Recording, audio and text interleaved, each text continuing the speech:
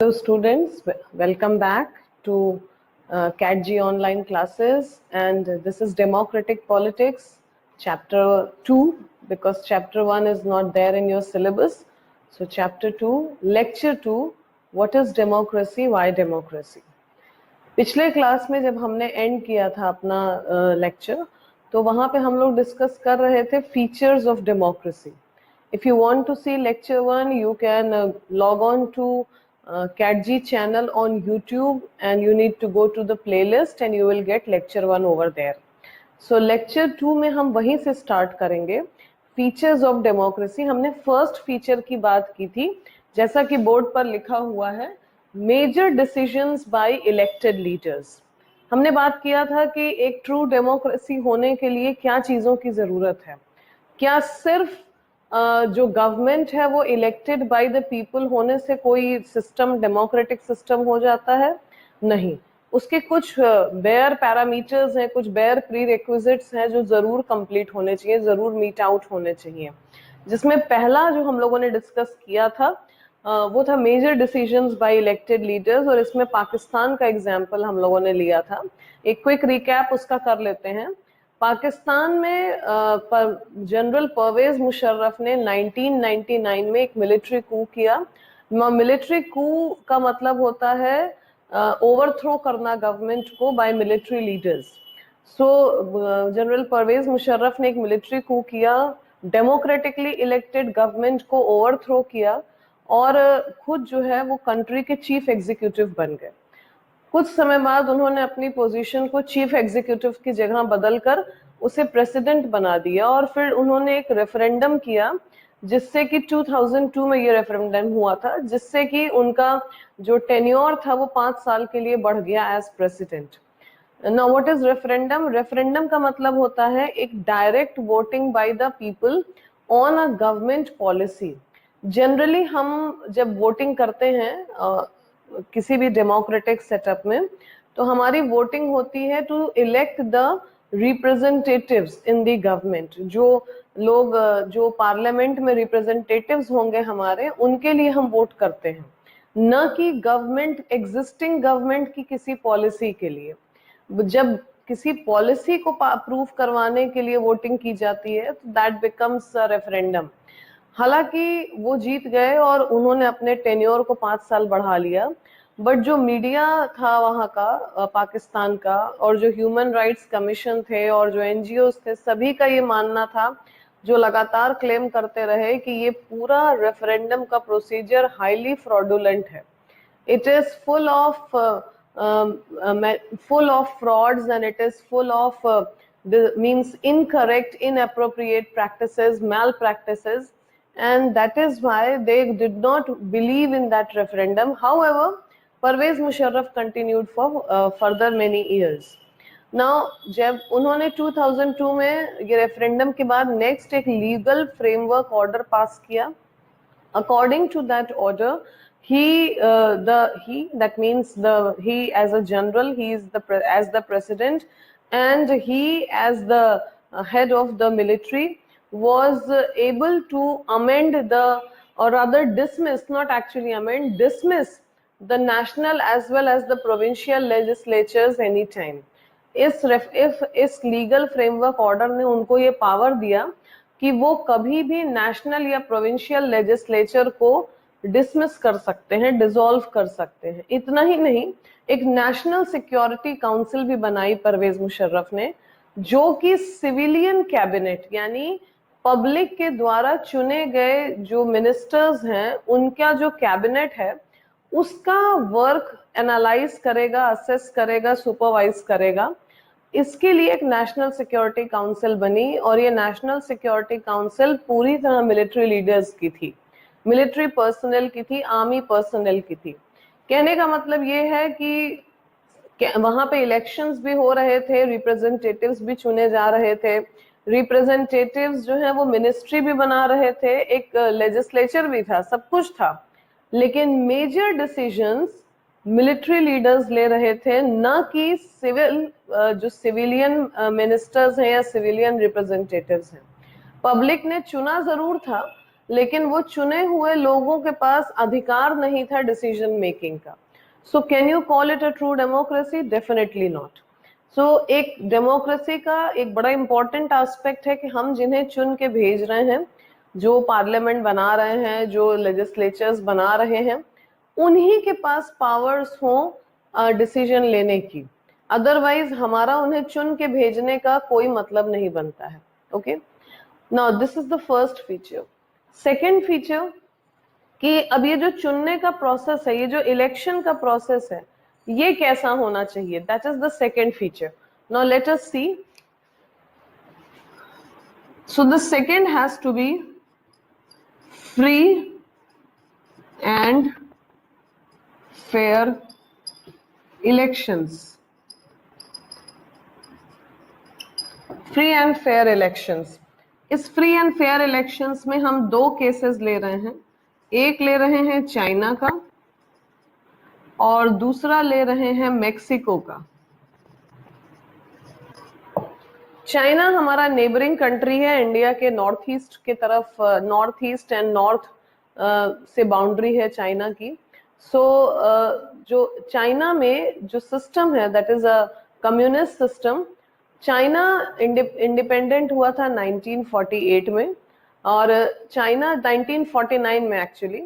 China में regularly हर 5 साल पे इलेक्शंस होते हैं for the office of the president. और जो नॉट एग्जैक्टली प्रेसिडेंट बट उनका जो कम्युनिस्ट पार्टी है उसके लिए जो पीपल्स रिपब्लिक, जो उनका पीपल्स कांग्रेस है, that for that the elections take place. और ये जो पीपल्स कांग्रेस है, ये जो उनका पार्लियामेंट है, ये इसके पास पावर होता है कि वो प्रेसिडेंट को इलेक्ट करे। 3000 मेंबर्स होते हैं लगभग उनके इस कांग्रेस में। लेकिन को जो इलेक्शंस होते हैं वो they do not offer any genuine choice to the public. Why? Because ये जो इलेक्शंस होते हैं इसमें सिर्फ एक कम्युनिस्ट पार्टी का मेंबर ही जो है वो कंटेस्ट कर सकता है। यदि कोई कंटेस्ट करना चाहता है तो उसे कम्युनिस्ट पार्टी का अप्रूवल लेना जरूरी है।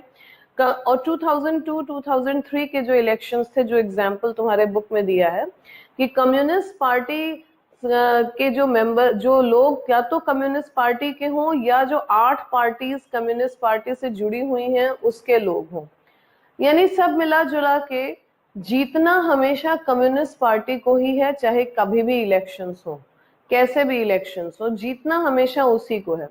सो इस तरह का इलेक्शन, ये कोई फ्री इलेक्शन नहीं है, कोई जेन्युइन चॉइस नहीं है वोटर्स के पास।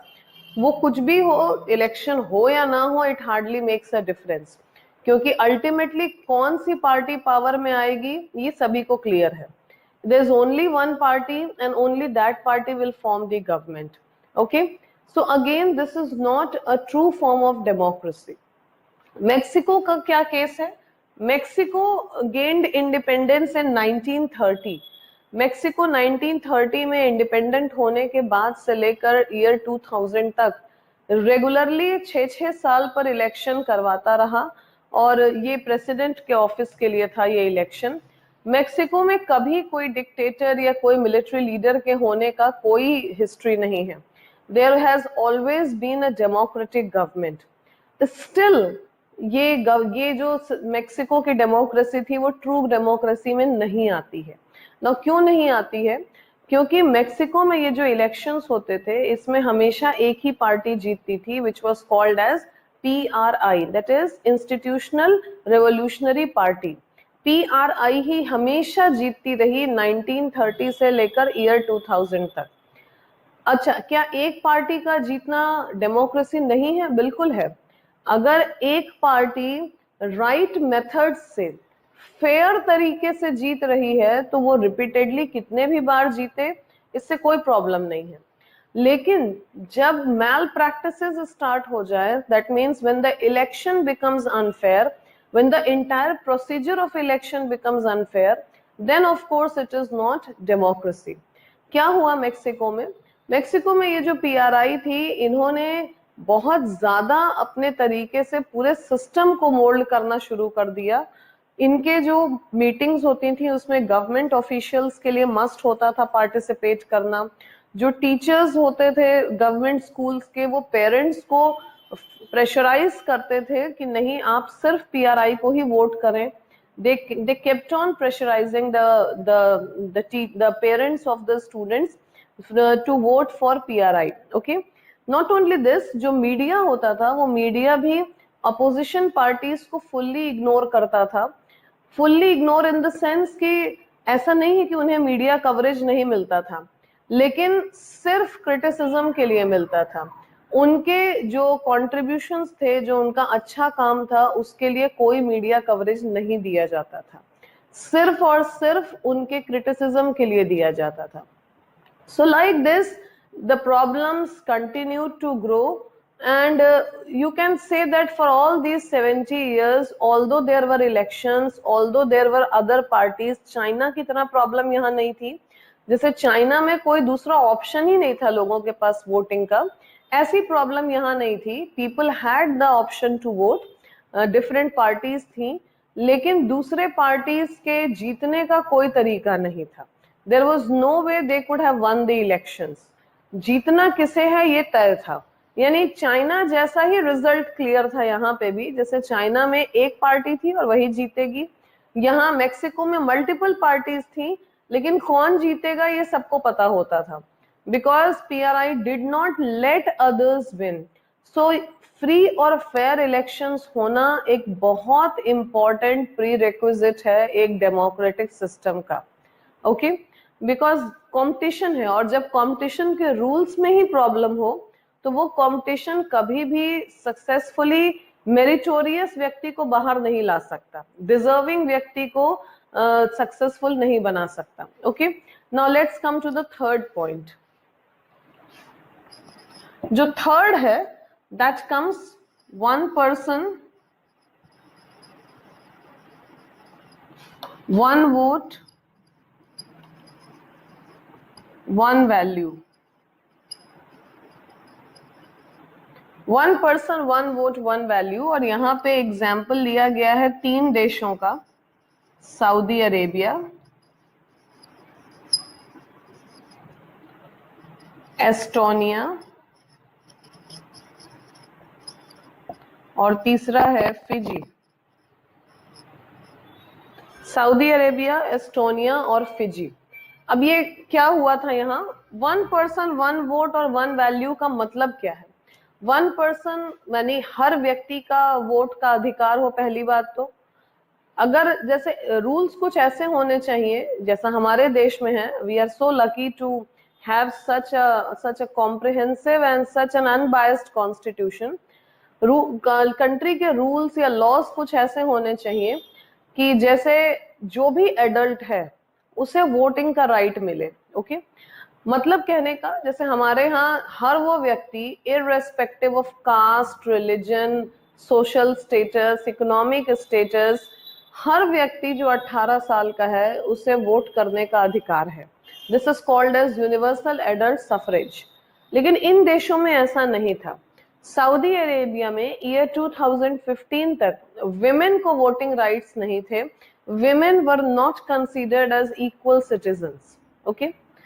Estonia, Saudi Arabia is a country in Middle East. Estonia is a country in Eastern Europe. Estonia में क्या होता था कि जो यहाँ पे रशियन माइनॉरिटी थी, उन्हें वोटिंग के लिए, उन्हें वोटिंग राइट्स पाने में बहुत प्रॉब्लम्स थी. They were not allowed to vote for the government. Okay. Fiji में जो इंडिजिनस फिजियंस थे, उन्हें उनके वोट का वैल्यू ज्यादा था. यहाँ पे एक पॉइंट है वन वैल्यू भी. तो इंडिजिनस फिजियंस के वोट का वैल्यू ज्यादा होता था, और जो इंडियन फिजियन थे उनके वोट का वैल्यू कम था. मतलब कुछ शायद कुछ ऐसा होगा कि अगर एक इंडिजिनस फिजियन के वोट के बराबर 2 या 3 इंडियन फिजियन का वोट होगा. ओके. सो ये सारे ही प्रैक्टिसेस हाईली अनडेमोक्रेटिक हैं, हाईली पार्शियल हैं, और एक डेमोक्रेसी में पार्शियलिटी की कोई जगह नहीं होती है. A democracy is an open competition based on merit. जो डिजर्विंग है वो पावर गेन करे, उसमें इस तरह के प्रैक्टिसेस के लिए कोई स्पेस नहीं होता. So another very important prerequisite or a feature of democracy is that everybody or every adult should be given a chance to vote, should have the right to vote, irrespective of which section of society he or she belongs to, and each vote should have equal value. हर एक vote का value बराबर होना चाहिए. Okay. With this, we come to the fourth and the last feature of democracy. And what is that? Let's write. ये Estonia and Fiji को हम यहीं पे लिख लेते हैं. अच्छा, सपोज कि जो गवर्नमेंट है वो इलेक्ट होके भी आ गई, सब कुछ सही है, 1 पर्सन 1 वोट भी है, फ्री एंड फेयर इलेक्शन भी है, डिसीजन मेकिंग भी इलेक्टेड लीडर्स ही कर रहे हैं, क्या इसके बाद भी कोई प्रॉब्लम आ सकती है? Is there a chance of a problem even after this? Yes, there is a problem. क्या हो अगर सब कुछ सही होने के बाद जो जीत के आया है वो ही मनमाना बन जाए? कहने का मतलब कि आपने जिसे इलेक्ट किया और जो सारा प्रोसीजर सही करके आया वो ही इतना हाईली करप्ट हो जाए कि अपने को लॉ से सुपीरियर मानने लगे कंट्री का, then what will happen? So I think ऐसे सिचुएशन में अगेन डेमोक्रेसी होने से कोई फर्क नहीं पड़ेगा, क्योंकि वो पर्सन फिर डिक्टेटर टाइप का बन जाएगा. यानी कि fundamental law of the land, जो कॉन्स्टिट्यूशनल लॉ है, जो कॉन्स्टिट्यूशन है, वो सबसे बड़ा होना चाहिए, न कि इलेक्ट होके आने वाला व्यक्ति. इलेक्ट होने के आने वाला व्यक्ति हमेशा लॉ को फॉलो करता रहे और देश में व्यक्ति का राज ना हो, लॉ का राज हो, लॉ के हिसाब से डिसीजंस लिए जाएं. यानी यहां से हम लास्ट अपने पॉइंट पर आते हैं, रूल ऑफ लॉ.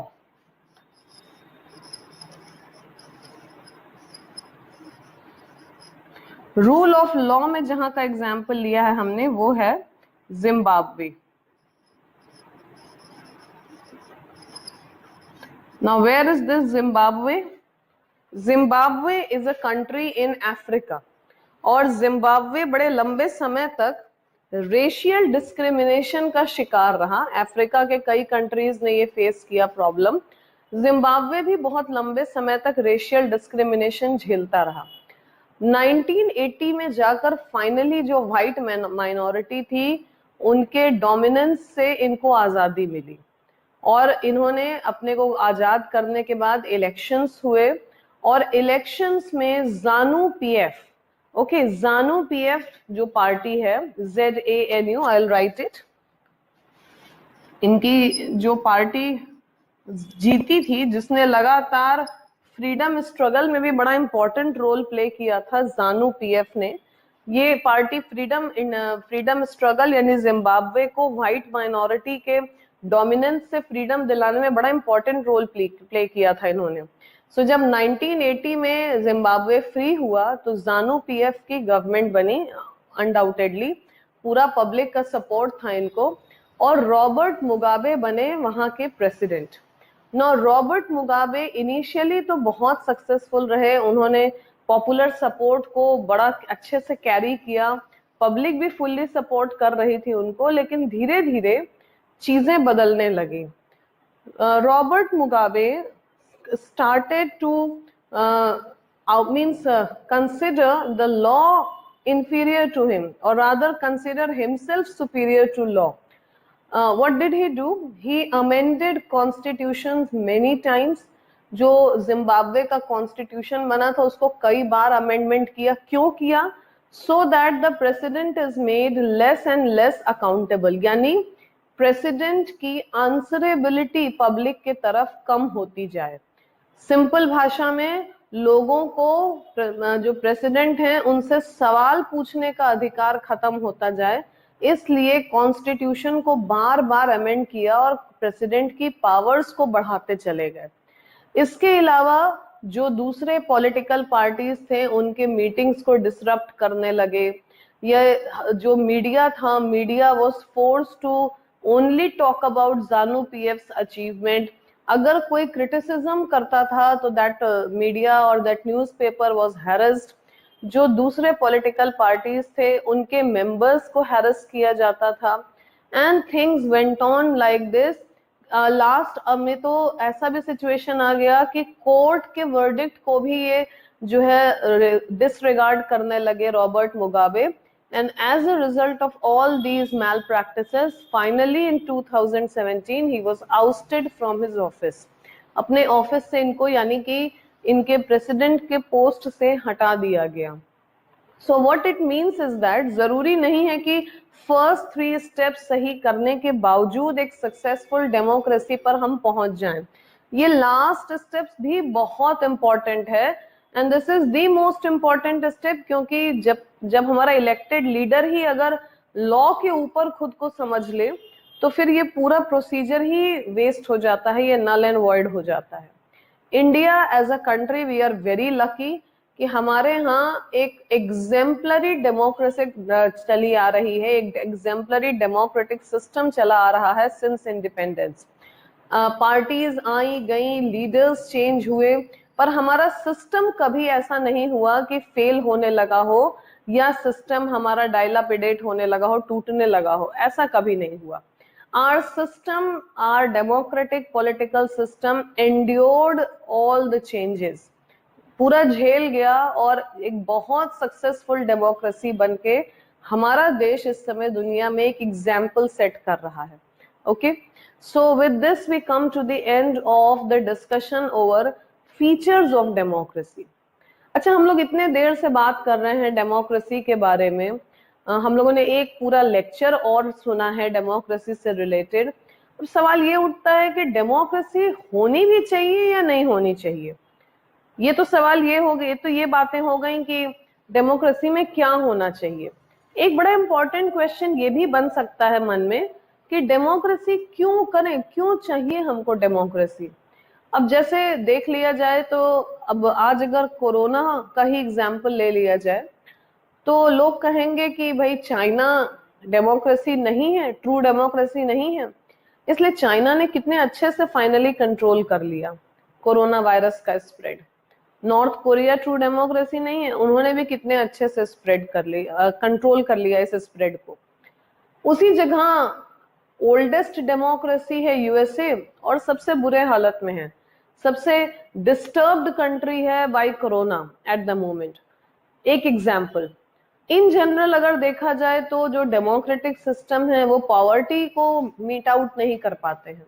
जैसे इंडिया में ही गरीब बहुत हैं, हर डेमोक्रेटिक सिस्टम में गरीब बहुत होते हैं, तो हमें ऐसा सिस्टम ही क्यों चाहिए जो हमारे गरीबों के लिए कुछ नहीं कर पा रहा है। कितना अच्छा हो कि अगर एक ही रूलर हो और वो रूलर ही सब कुछ के लिए आंसरेबल हो और वो डिसीजन ले तो कितना सही होगा, वो कितना अच्छे से मैनेज करेगा चीजों को।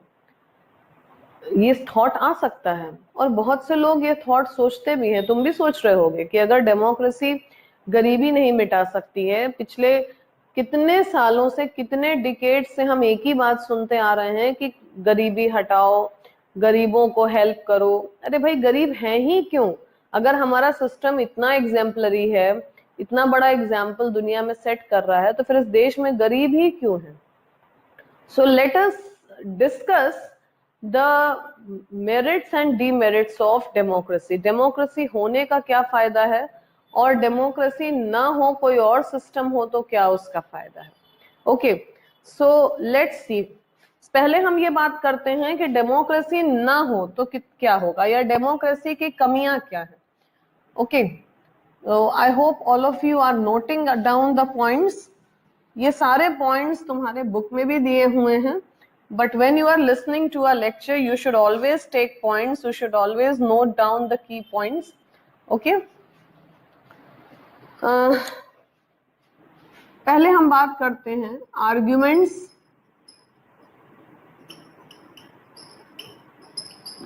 अगेंस्ट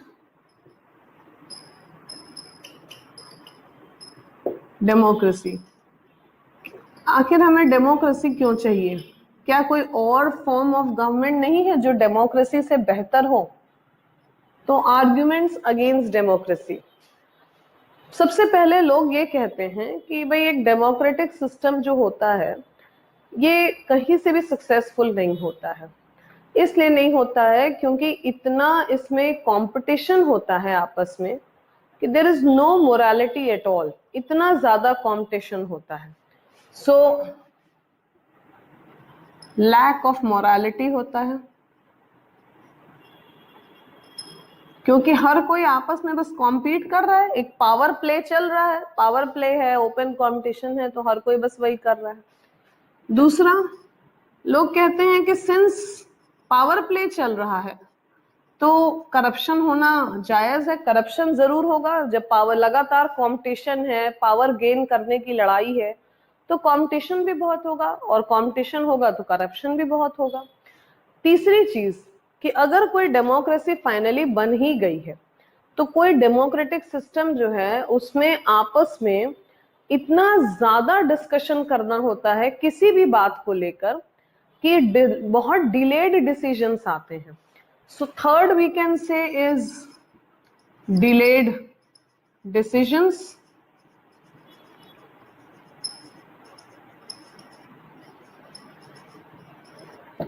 डिलेड डिसीजंस होते हैं, ओके। अब इसके बाद लोग एक जो भी अगेंस्ट है इसके, उनका एक आर्गुमेंट ये भी आता है कि जो डेमोक्रेटिक सिस्टम है उसमें जो लोग हैं, जो लोग लीडर्स बन के आ रहे हैं, उन्हें क्या पता होगा सिस्टम का बारे में, दे आर नॉट एक्सपर्ट्स। तो उन्हें कैसे मालूम पड़ेगा कि किस जगह पे क्या जरूरत है, किस सिस्टम की क्या जरूरत है। Since they are not experts, so how will they come to know? So the elected leaders are not well aware of the ground realities. Okay. So elected leaders are not well aware. Okay. फिर जो public है, क्या public aware है? Public भी aware नहीं है। So the public which elects, उन्हें भी कहाँ पता होता है। जैसे हम अपने ही देश का एक एग्जाम्पल लें तो इन जनरल लोग क्या देख के वोट करते हैं?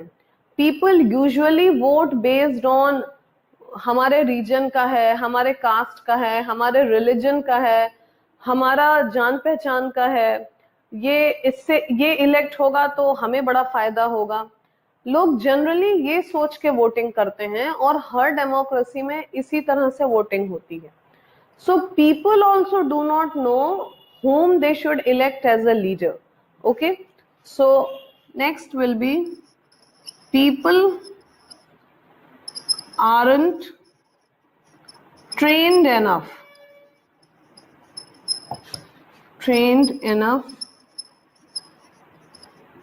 to elect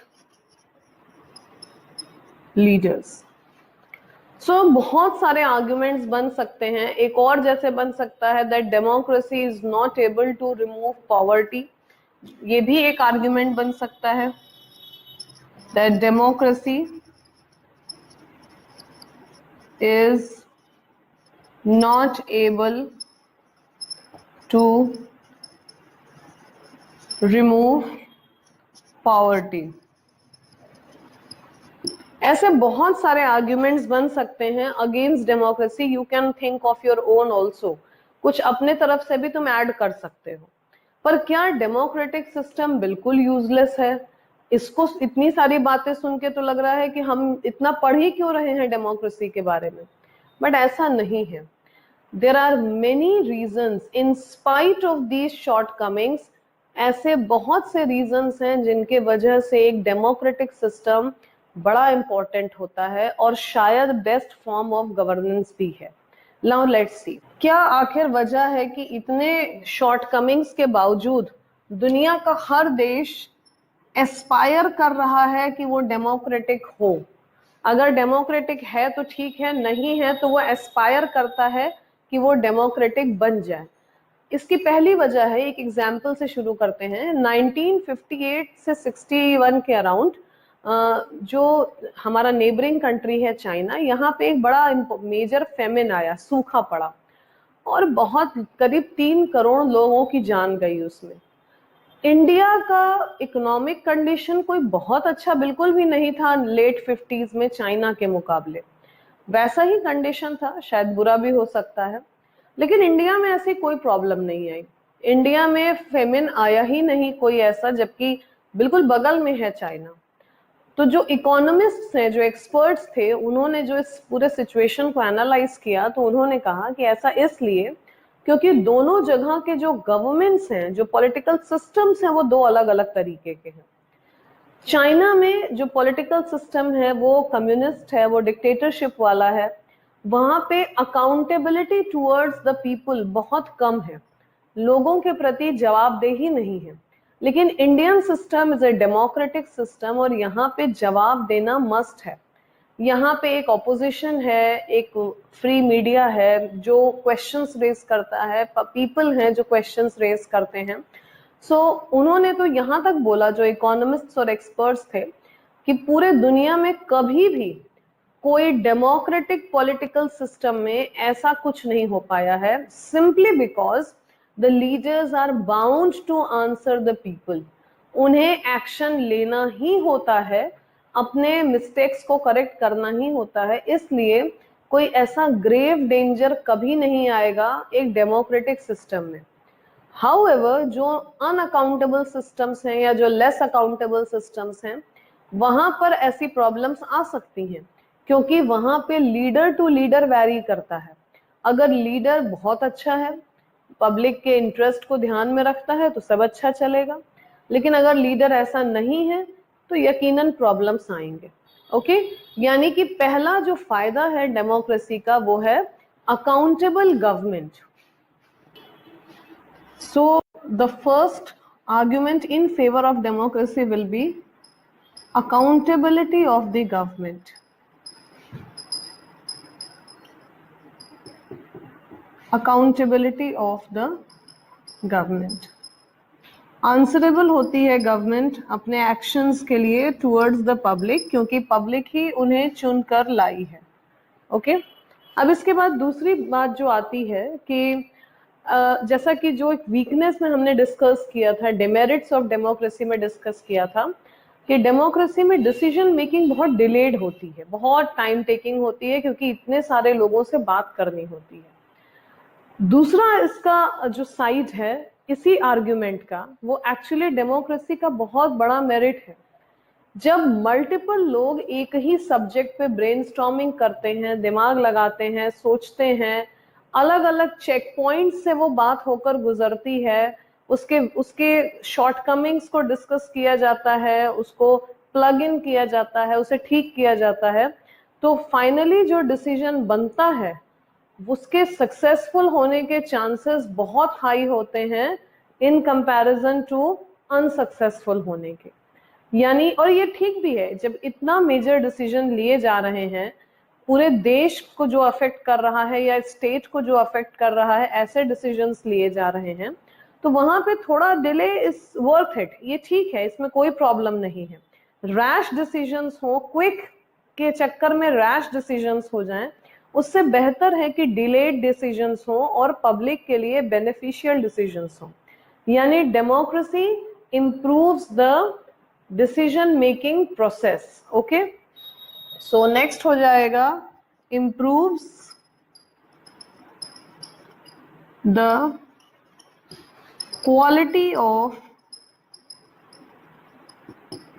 decision making.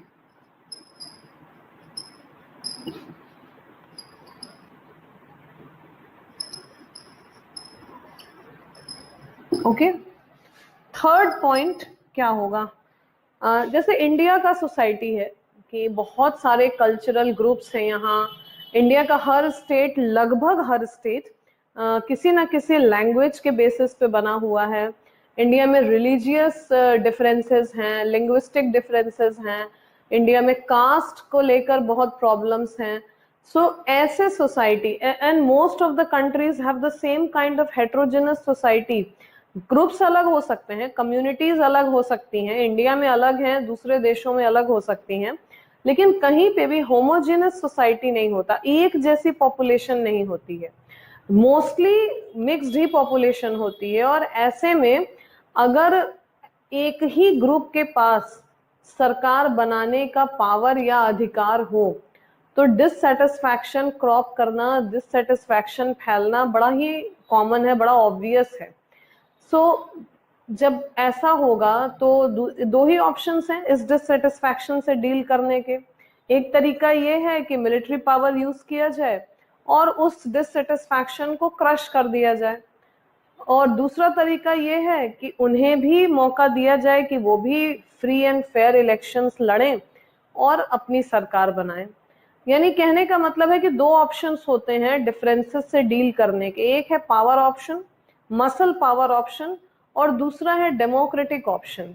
जो मसल पावर है जिसमें कि मिलिट्री पावर दिखाकर या पुलिस पावर दिखाकर अपने किसी भी एक सेक्शन को क्रश करके खत्म कर दिया जाए या उसकी आवाज को दबा दिया जाए, ये बहुत लॉन्ग लास्टिंग नहीं होता है, क्योंकि ऐसे में जो डिससेटिस्फैक्शन है वो बढ़ता ही चला जाता है, वो एलियनेशन यानी अपने को लोग अलग थलग समझने लगते हैं और बढ़ता चला जाता है, and it leads to civil war most cases में। डेमोक्रेटिक सिस्टम हमेशा पीसफुली कॉन्फ्लिक्ट्स को रिजॉल्व करता है, एटलीस्ट लोगों को अपनी बात कहने का अधिकार मिलता है, तो जो उनके अंदर जो फीलिंग्स हैं, जो उनके इच्छाएं हैं, जो उनके एस्पिरेशंस हैं अपने पॉलिटिकल सिस्टम से, वो पूरा करने का मौका मिलता है और वो पूरा कर सकते हैं। इसलिए सोशल कॉन्फ्लिक्ट्स को और डिफरेंसेस को रिजॉल्व करने का ये बिल्कुल सटीक तरीका है। There is no other way as peaceful and as successful as democracy. So third point will be resolves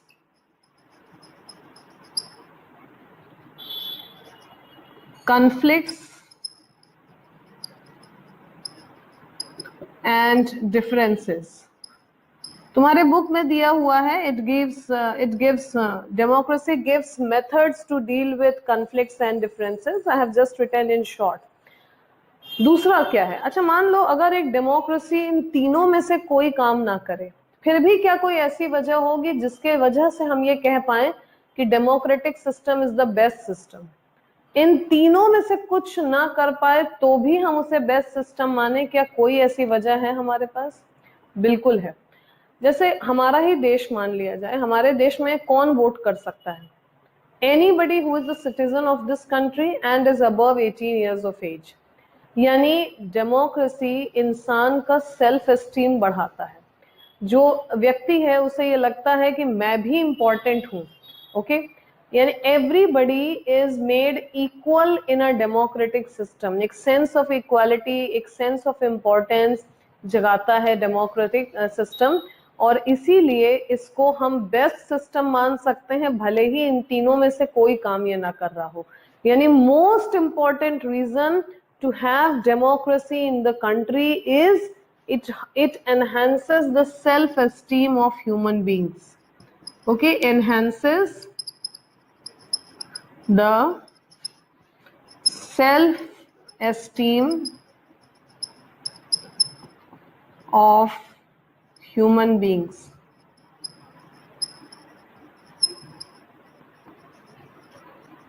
okay, और लास्ट इसमें हम एक बात कह सकते हैं कि सपोज सब कुछ सही हो गया, ये सारा हम लोगों ने सब काम सही कर लिया, एंड स्टिल हम जाके फील करते हैं लेटर ऑन कि हमने जिस गवर्नमेंट को इलेक्ट किया है वो गवर्नमेंट सही नहीं कर रही है।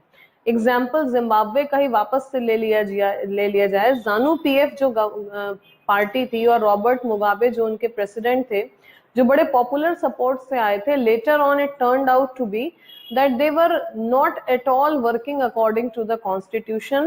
They had completely sidelined the entire law of the land. तो यदि ऐसा हमें फील होने लगे तो क्या करेंगे?